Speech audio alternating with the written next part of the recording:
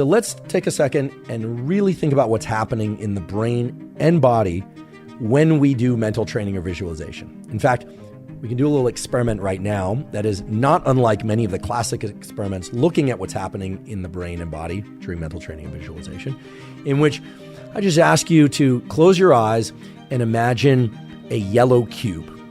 Okay? And next to that yellow cube is a red rose.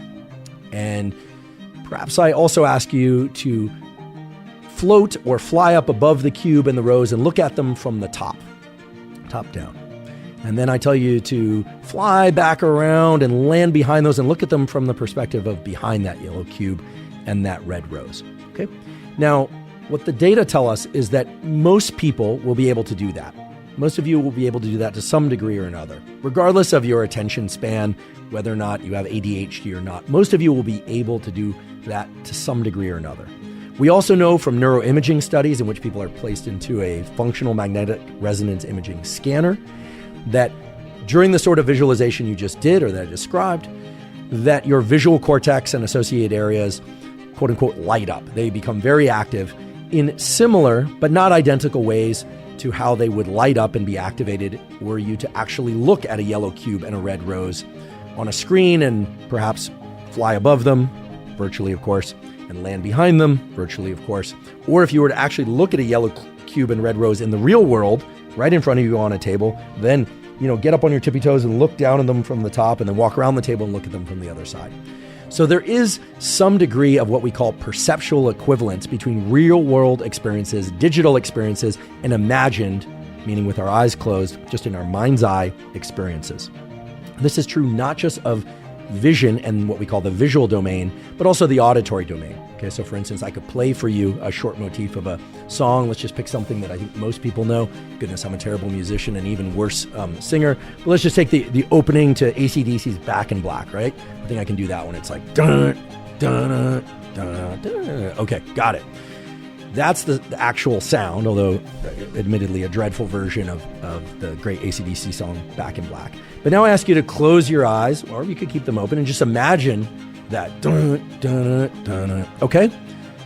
Or for instance, I place you in a quiet room, so you close your eyes and ask you to imagine the opening to AC/DC's Black in Black, but ask you to pause it halfway through. What you would find again is that most people, somewhere between 90 and 95% of people, would be able to do all the sorts of things I described, right? Cube and rose, AC Back in Black. Even a somatosensory task. I imagine you to imagine what it's like to touch felt or to touch chinchilla hair or something like that. A chinchilla's hair. Most people can do that. About 5 to 15% of people are less able to do that. And there's a small percentage of people in that 5 to 15% that simply cannot do it at all, that just cannot visualize well. And we'll talk later about these people. They have what's called aphantasia, an inability to mentally visualize. But most people are actually pretty good at visualizing things when they are told what to visualize. And this is a really key point, and if what they are told to visualize is very simple and the whole visualization is quite brief, lasting on the order of about 15 seconds to generate the visualization in the auditory or in the visual aspect of one's mind's eye or ear, if you will, and if it's repeated over and over.